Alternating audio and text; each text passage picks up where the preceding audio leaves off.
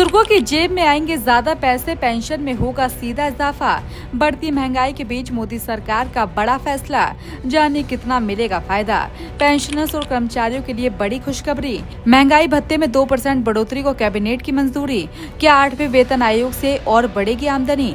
समझिए गणित। जो बुजुर्ग परेशान होते थे, जेब खर्ची के लिए रुपए नहीं होते थे, उनको इस बार मोदी सरकार ने बहुत बड़ा तोहफा दिया है। अब सरकारी कर्मचारियों के साथ साथ सबसे बड़ी राहत पेंशनर्स को मिली है। महंगाई के इस दौर में जहां रोजमर्रा का खर्च लगातार बढ़ता जा रहा है, वह केंद्र सरकार का ये फैसला बुजुर्गों के लिए किसी बड़े तोहफे से कम नहीं है। कैबिनेट ने महंगाई भत्ते में 2% बढ़ोतरी को मंजूरी दे दी है, जिससे अब पेंशन पाने वाले लाखों लोगों की मासिक आय में सीधा इजाफा होगा।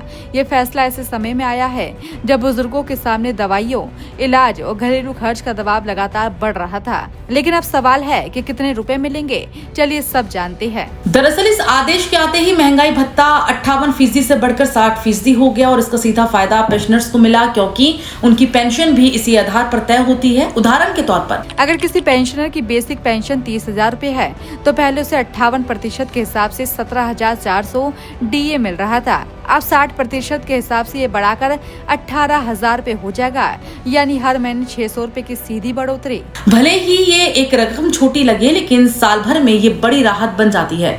सरकार के इस फैसले का एक और भी बड़ा फायदा एरियर के रूप में भी मिल सकता है। अक्सर DA बढ़ोतरी पिछली तारीख से लागू होती है, जिससे पेंशनर्स को एक मुश्त रकम भी मिल जाती है। ये रकम बुजुर्गों के लिए किसी बोनस से कम नहीं होती, क्योंकि इससे वे अपने जरूरी खर्च जैसे कि इलाज, दवा या अन्य जरूरतों को आसानी से पूरा कर सकते हैं। और यही वजह है कि इस फैसले को बुजुर्गों के लिए एक बड़ी राहत के तौर पर भी देखा जा रहा है। कर्मचारियों की बात करें तो उनकी सैलरी में भी इसका सीधा असर दिखेगा। अगर किसी कर्मचारी की बेसिक सैलरी 60,000 रूपए है, तो पहले 58% DA के हिसाब से उसे 34,800 रूपए मिल रहे थे। अब 60% होने के बाद ये बढ़ के 36,000 रूपए हो जाएगा, यानी हर महीने 1,200 रूपए की बढ़ोतरी। इससे न सिर्फ उनकी आय बढ़ेगी, बल्कि बाजार में खर्च करने की क्षमता भी बढ़ेगी, जिसका असर अर्थव्यवस्था पे सकारात्मक पड़ सकता है। कैबिनेट ने इस फैसले के साथ कुछ और भी बड़े कदम भी उठाए हैं, जहां जरानी क्षेत्र को मजबूत करने के लिए 13,000 करोड़ रुपए के सॉवरेन मैरीटाइम फंड को मंजूरी भी दी गई है, जिससे बीमा की सुविधा सस्ती और आसान होगी। और इसके अलावा प्रधानमंत्री ग्राम सड़क योजना को 2028 तक बढ़ाया गया है और इसके लिए 3,000 करोड़ रुपए का अतिरिक्त बजट भी दिखा दिया गया है। इससे ग्रामीण इलाकों में कनेक्टिविटी बेहतर होगी और विकास को गति मिलेगी। और इसी बीच कर्मचारियों और पेंशनर्स की उम्मीदें अब 8वें वेतन आयोग पर टिकी है।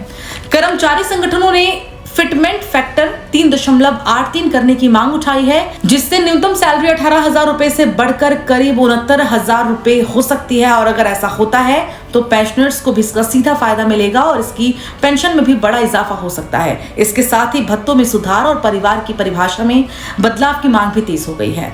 देखा जाए तो ये फैसला सिर्फ महंगाई भत्ते की बढ़ोतरी नहीं, बल्कि बुजुर्गों और कर्मचारियों के लिए राहत का एक मजबूत कदम है। सरकार ने साफ संकेत दिया है कि वो बढ़ती महंगाई के बीच आम लोगों के साथ खड़ी है। अब नजर आने वाले फैसलों पर रहेगी, खासकर वेतन आयोग पर, क्योंकि अगर वहां से भी राहत मिलती है तो ये खुशी और बड़ी राहत हो सकती है। फिलहाल इतना तय है कि इस बढ़ोतरी ने लाखों परिवारों के चेहरे पर मुस्कान जरूर ला दी है।